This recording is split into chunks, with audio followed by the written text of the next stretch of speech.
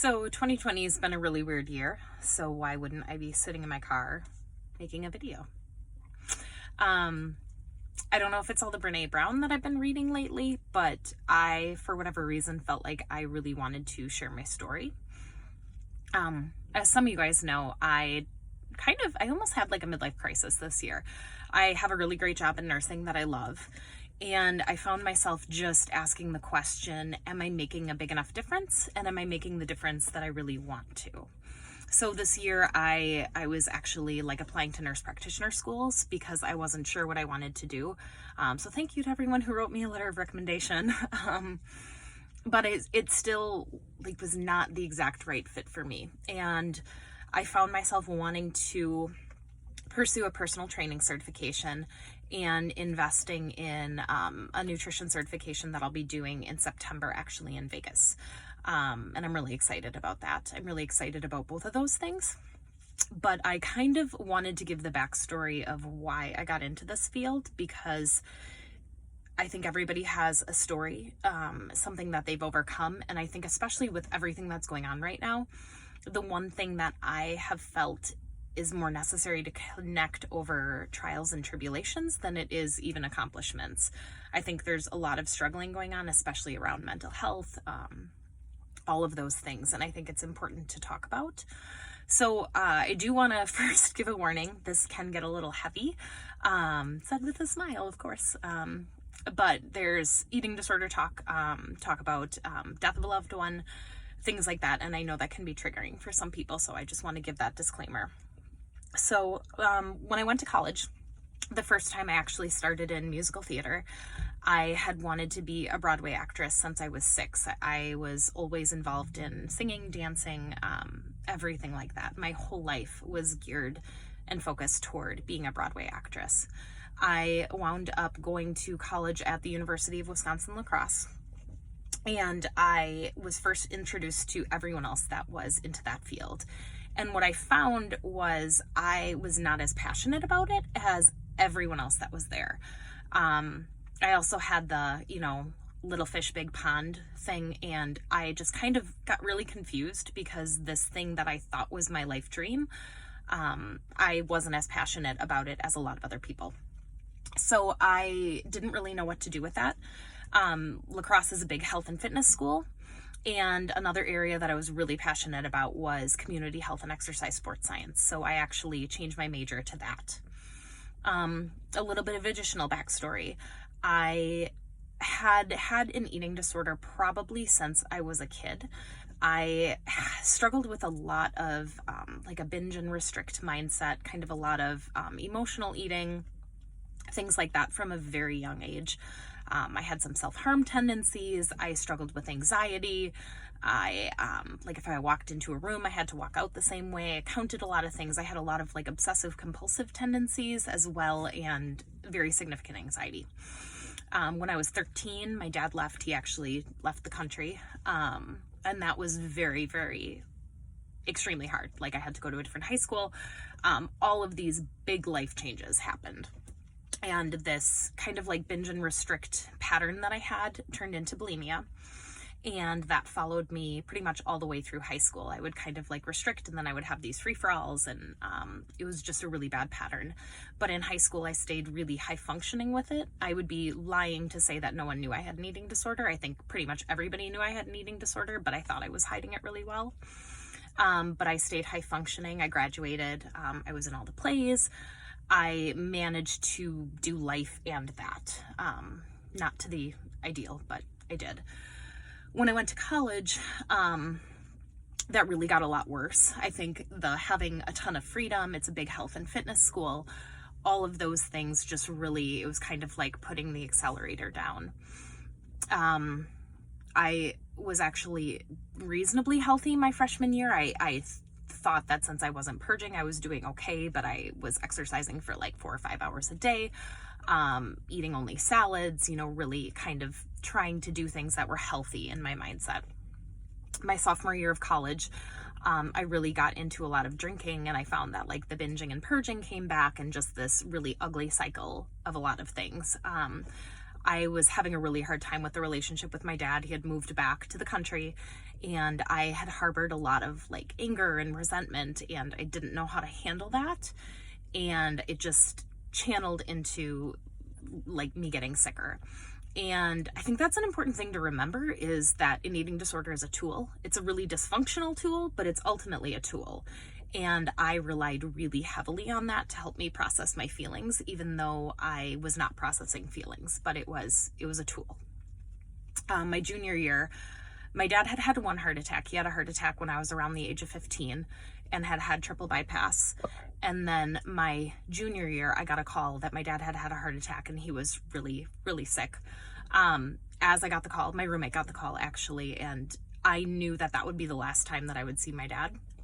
So I drove from La Crosse over to Oshkosh, and I was fielding these calls, and like every call got a little worse. Like he was down for, a few minutes before someone started CPR. Might have been like 5 minutes. Oh, maybe no one started CPR.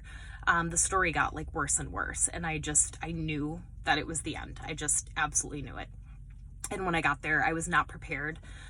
He was on every device. I never did adult ICU, but I knew he was super sick. He was completely unresponsive, and we waited the 72 hours, and he was declared to be in a persistent vegetative state. And a little bit of backstory. I'm an only child. My parents were divorced. And so in a situation like that, the next of kin became me. I had adequate support. My aunt is a nurse, my dad's sister. She's phenomenal. My grandparents were there. We had tons of family there. I made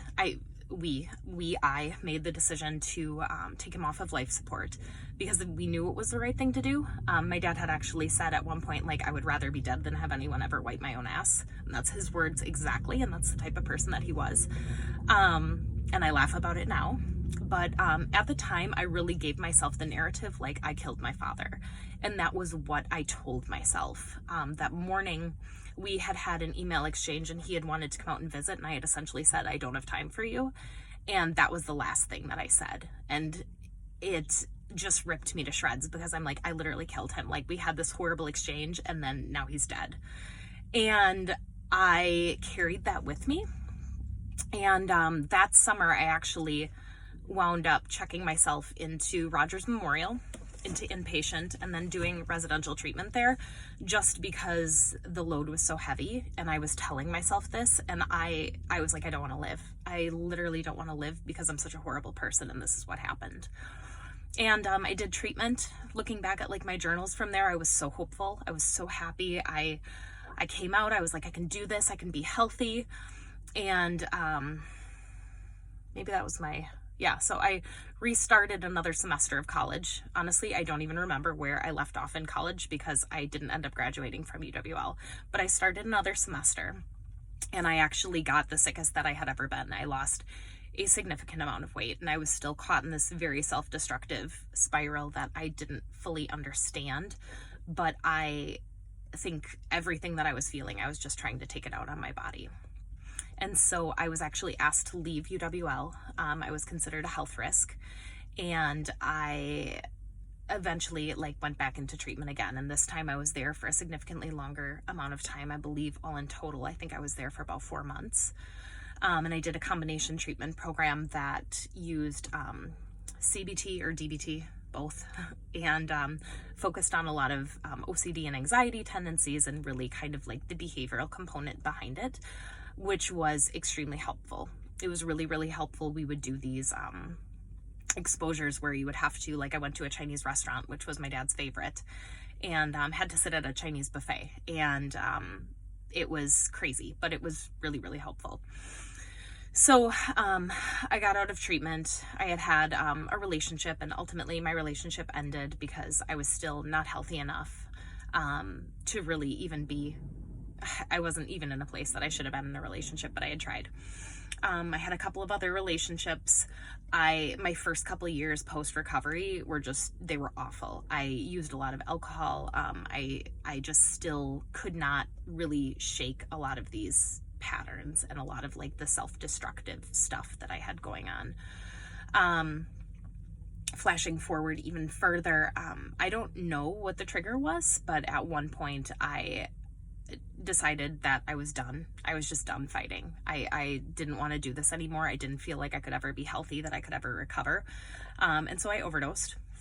And the person that took me to the hospital is actually the person that I'm married to today, which is weird because we were actually like very new friends at the time.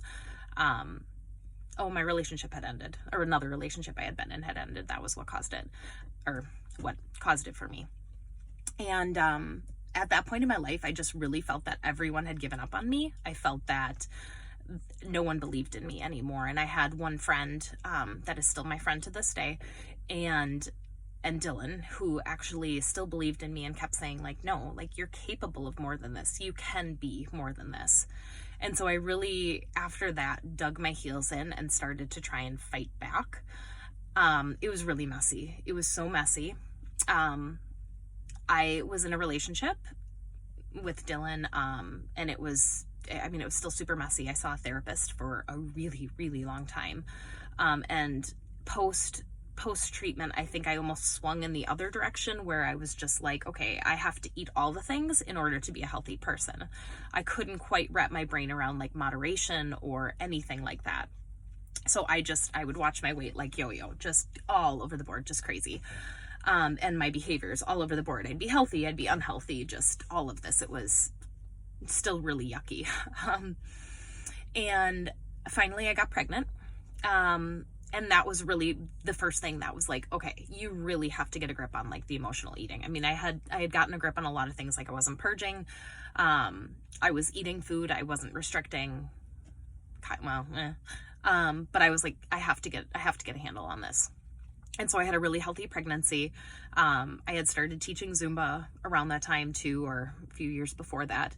And after my pregnancy, I was actually first introduced to CrossFit. And I had been exposed to weightlifting in the past, but it was really the first time that I started to focus on what my body was capable of rather than what it looked like. And it was definitely one of the first steps toward healing for me. I really began to realize that I liked that I could accomplish things. I liked that I had energy. I had joined a nutrition company, which really started to teach me to fuel my body versus, try and restrict it or starve it. And that company had its flaws as well, but it was really, really good to start to learn to fuel my body. The paleo lifestyle was huge then, and I threw myself full bore into that, and the Whole30 and the sugar detox and all of that. And I got very like narrow-minded about the foods I could have, and everything had to be made from home and from scratch and no sugar and all of that. And I almost went further on like the orthorexia side. But I had kind of finally developed control over the binge eating and emotional eating component, and I was just really controlling and micromanaging everything I ate, which still was not healthy. And disclaimer, you can totally eat a paleo lifestyle and be healthy. You can eat a keto lifestyle and be healthy. You can eat a sugar detox lifestyle and be healthy. I really believe it's the mindset behind it, and my mind was still not in the right place yet for that. And I don't believe for me that it's healthy to adopt that kind of a lifestyle. So, but I was really trying. I was doing super well, trying to be healthy. And then I had my pregnancy with the girls, and I was like, fuck, like I really, not that men can't develop eating disorders, but I'm like, I really have to make sure that I am in a place where I want to be with food to be raising these girls, because I don't want them to see their mom never eat a cupcake, never eat a cookie, or have like significant guilt or feel like I have to go and run this many miles or something. So after having the girls, I really dug in and did a lot of work. I started working with the company Pop, and really worked with a trainer that helped me focus on flexibility along with eating the way that I wanted to eat, which was primarily healthfully. I genuinely feel better when I eat more vegetables and lean meats and things like that. And I pay a significant amount of attention to what I put into my body. But a lot of that is because I feel better. My digestion is good, things like that. And if I want to have a brownie for breakfast, I will have a brownie for breakfast, but I don't do that every day.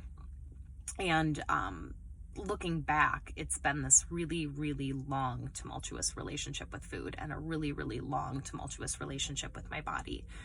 And I felt like I wanted to use that experience. I'm like, there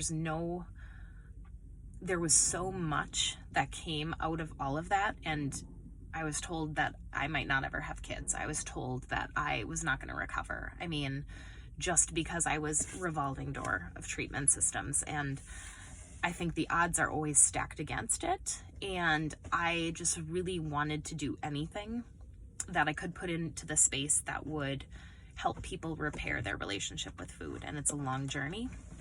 And I wanted to be able to walk that journey with people. So, I'm never saying that I'm not perfect. I'm not at all perfect. Like, I still struggle with, like, if I, I don't know, eat a huge piece of cake or something, I'm like, oh shit, like that was a really huge piece of cake. But it doesn't affect me in the same way that it did years ago. I can sit down and eat birthday cake with my kids. I can do that, and it doesn't bother me. It doesn't cause anxiety. I can go out to eat at a restaurant and it doesn't cause significant anxiety. And that's the lifestyle piece that I was missing, was not having to control and micromanage every single bit. So that's my story. That's a really, really condensed version, which, believe it, in like 16 minutes, that's the condensed version. But I just wanted to put that out there because I know that there are a lot of people that struggle, maybe not to the same degree, maybe worse. But I really believe in being open and honest and vulnerable. And that's just the way that I want to do things. And that's the way I want to live my life. So anyway, that's me. So